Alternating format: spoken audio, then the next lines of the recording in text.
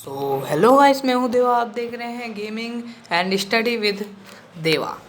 हाँ गाइस, आपने सही सुना। हमने अपने यूट्यूब चैनल का नाम चेंज कर दिया है, क्योंकि मैं इसमें स्टडी की वीडियो भी डालूंगा और गेमिंग की भी वीडियो डालूंगा।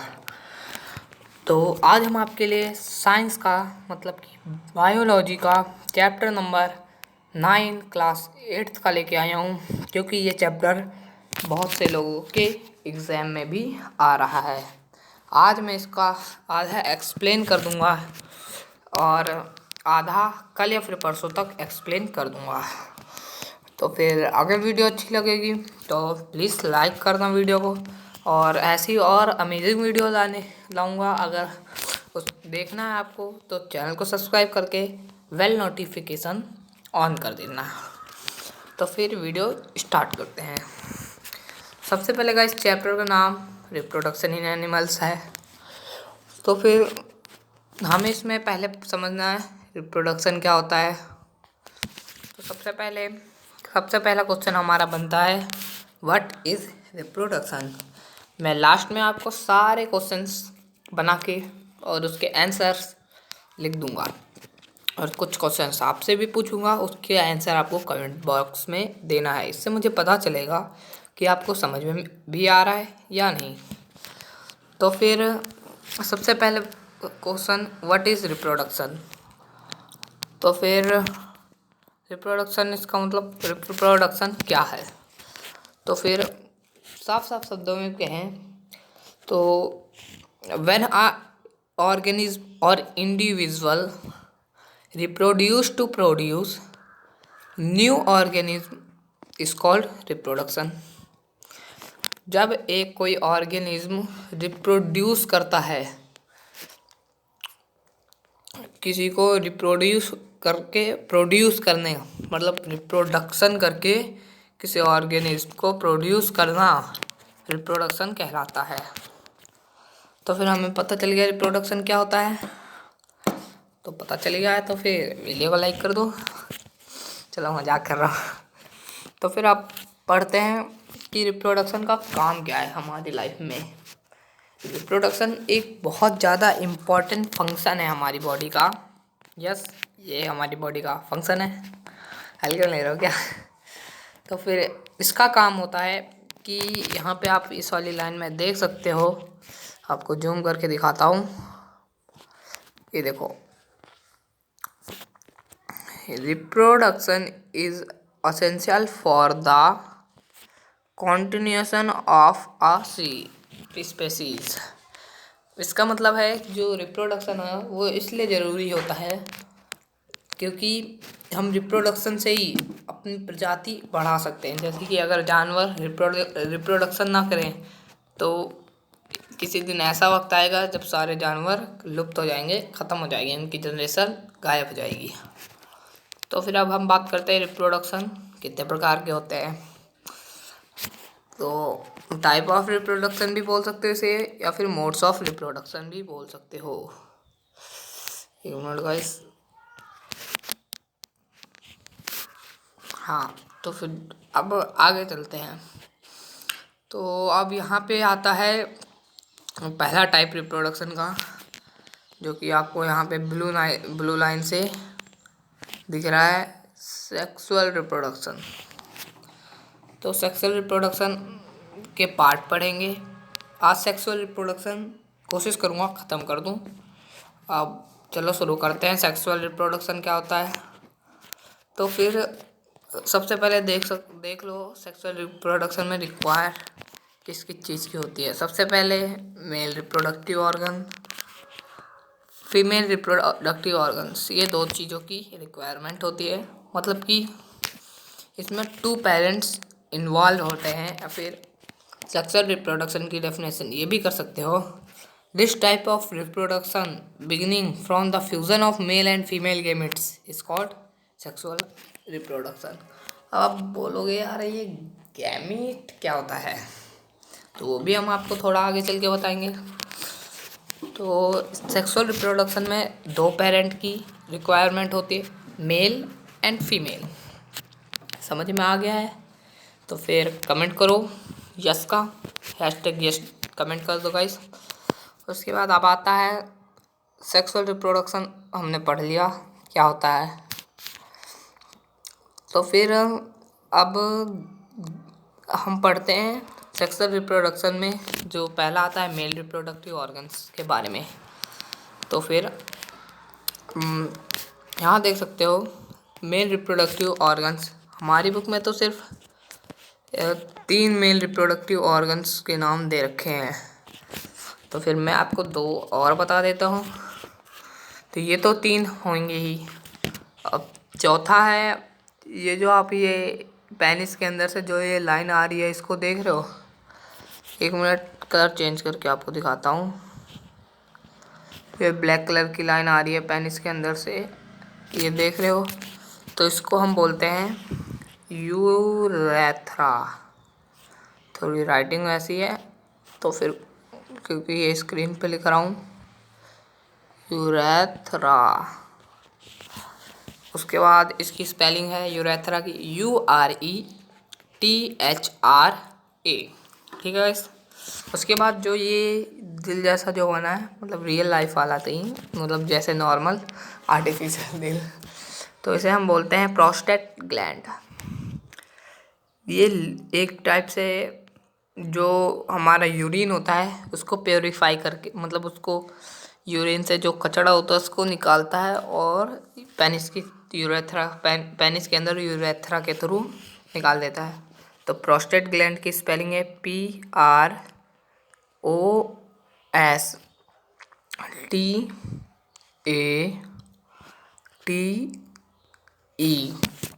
ये प्रोस्टेट ग्लैंड। फिर उसके बाद GLAND, ठीक है। उसके बाद अब इसको हम लिखेंगे कैसे नॉर्मल वर्ड में, ये तो हम। और हाँ गाइस, ये बता दूं कि आपको ये वाला डायग्राम याद रखना है, क्योंकि कभी ये वाला डायग्राम और फीमेल वाला तो ज़रूर से याद रखना, क्योंकि फीमेल वाला डायग्राम ही ज़्यादातर पेपर में आता है। मैं बोलूँगा कि आपको ये जितने भी डायग्राम मैं आपको बताऊँगा, ये डायग्राम आपको याद रखने हैं। तो ये दोनों हो गया और ये 3 डायग्राम आपको याद करना है। तो अभी तो मैं आपको मेल रिप्रोडक्टिव के पार्ट बताऊंगा और उनके फंक्शंस, उनके काम क्या होते हैं वो भी बताऊंगा।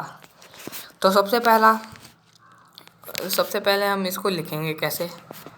तो लिखेंगे हम, जब वर्ड्स में लिखना होगा हम लिखेंगे अ पेनिस, उसके बाद अ यूरेथ्रा, क्योंकि यूरेथ्रा एक ही होता है।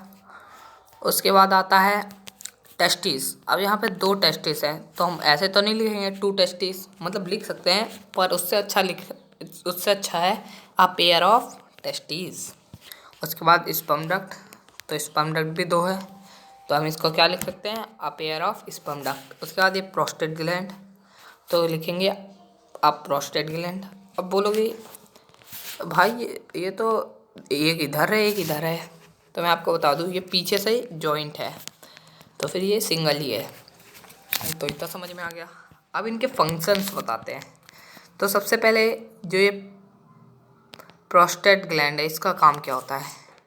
जो ये इसको बोलते हैं हम यूरिनरी ब्लैडर, जो ये है इसको बोलते हैं यूरिनरी ब्लैडर। अब 1 मिनट, यूरिनरी ब्लैडर। अब इसका काम, इसके अंदर हमारा यूरिन भरा होता है और जब वो यूरिन इसमें फुल हो जाता है तो फिर वो यूरिन जाता है प्रोस्टेट ग्लैंड में। फिर प्रोस्टेट ग्लैंड उसको यूरेथ्रा के थ्रू निकाल देता है बाहर। ओके, समझ गए। उसके बाद आता है हमारा काम स्पर्म डक्ट का और टेस्टिस का और पेनिस का। यूरेथ्रा का भी काम आपको पता चल गया होगा, पहला काम। तो यूरेथ्रा का पहला काम है अंदर से जो यूरिन है उसको बाहर निकालना। उसके बाद सेकंड काम है पेनिस का। पेनिस क्या करता है, ये स्ट्रक्चर है, इसको पेनिस बोलते हैं। ये इसको प्रोटेक्ट करता है यूरेथ्रा को। उसके बाद टेस्टिस का काम क्या है, ये स्पर्म प्रोड्यूस करता है। स्पर्म, अब आपने जो पहले पढ़ा था गैमिट, अभी आपका क्वेश्चन आया था, तो गैमिट, मेल गैमिट स्पर्म होता है, ठीक है। उसके बाद आता है स्पर्म डक्ट का क्या काम होता है। जो ये टेस्टिस स्पर्म बनाता है, अब वो कहीं तो जाएगा भाई, एक जगह थोड़ी रुका रहेगा। तो फिर वो स्पर्म डक्ट के थ्रू ये प्रोस्टेट ग्लैंड में जाता है और फिर उसके बाद ये यूरेथ्रा के थ्रू बाहर निकल आता है। तो आपको इनका काम पता चल गया। उसके बाद आगे चलते हैं। इसके बाद अगला डायग्राम है ह्यूमन स्पर्म का डायग्राम है। अब ह्यूमन स्पर्म का क्या काम होता है, जो मैंने अभी आपको बताया ना, मेल गैमिट स्पर्म, उसी का ये डायग्राम है। तो फिर इस डायग्राम में 3 चीज़ें होती हैं, head, middle piece and tail. उसके बाद इसका काम बताने की ज़रूरत नहीं है क्योंकि इसका डायग्राम आता है पेपर में, पर इतना ज़रूरी नहीं है।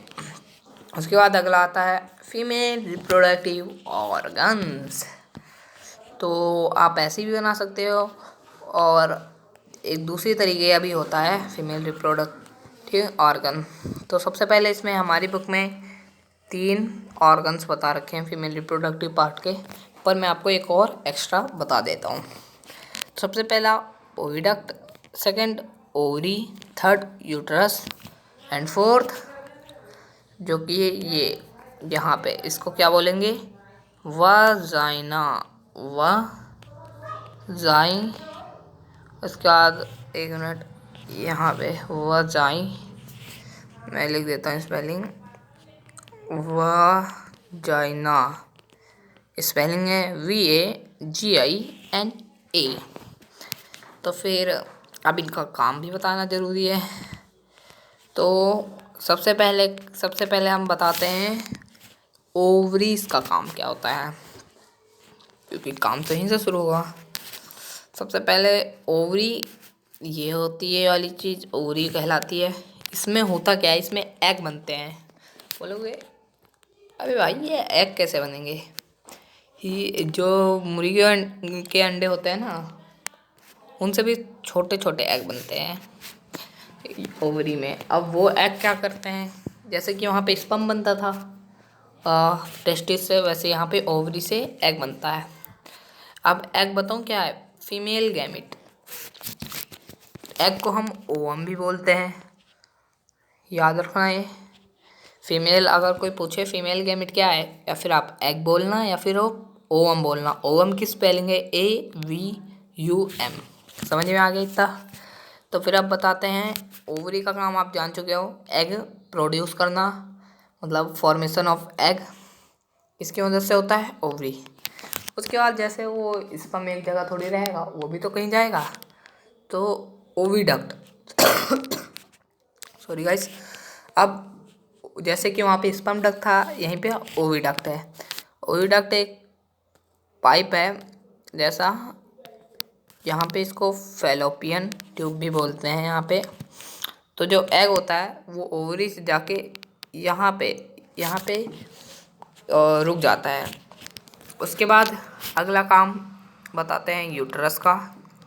यूट्रस से पहले हम आपको बता देते हैं कि वजाइना का काम होता है। वजाइना का काम होता है स्पर्म को अंदर जाने देना।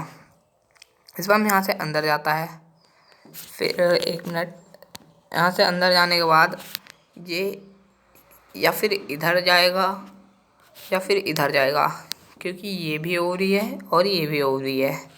एक और बात गाइस कि 1 महीने में सिर्फ एक ओवरी एग बनाएगी, मतलब ऐसा नहीं कि दोनों ओवरी एक ही साथ एग बनाए। अगर 1 महीना इसने एग बनाया, मतलब 1 महीने में एक बार एग बनाती है, तो फिर अगले महीने ये वाली ओवरी बनाएगी। समझिए इतना।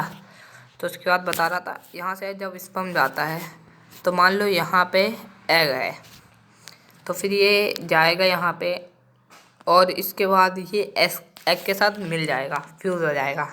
मान लो ये एग है और ये आके स्पर्म से मिल जाएगा।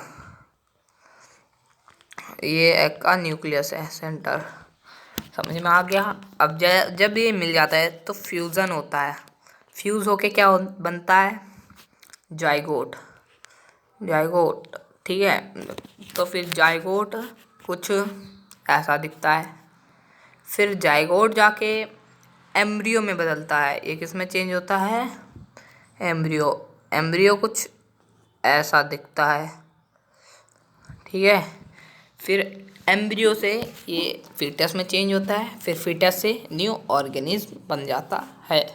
तो मैं इन सब की डेफिनेशन भी लिखवा दूंगा, लास्ट में देखना। लास्ट में इन सब का मैं डेफिनेशन लिख दूंगा, कॉपी में आपको लिख के दिखा दूंगा।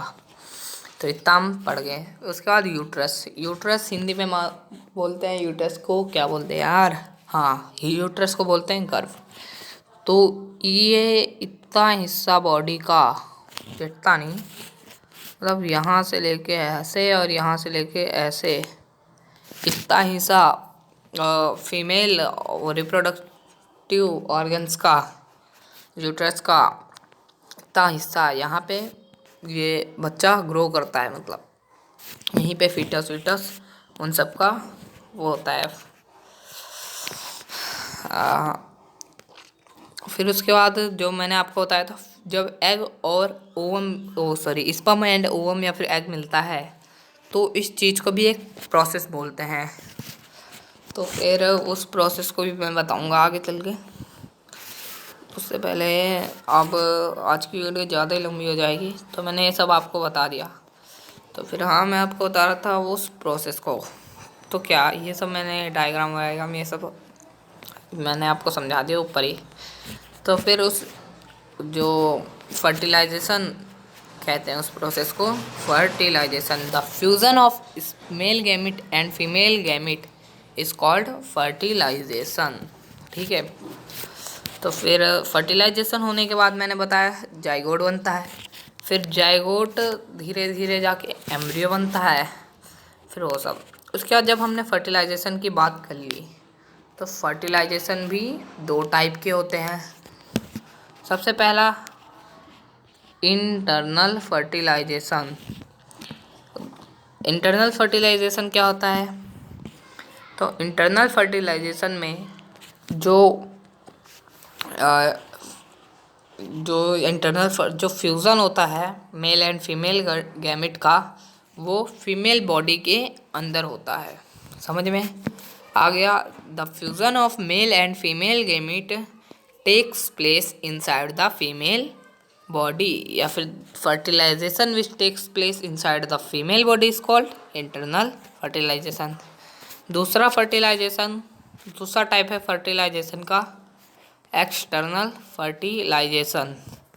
यहाँ पे आप देख सकते हो, इसमें क्या होता है, the fusion of male and female gamete takes place outside the female body. अब आप बोलोगे यार इंटरनल फर्टिलाइजेशन तो समझ में आ गया, ये एक्सटर्नल कुछ समझ में नहीं आया।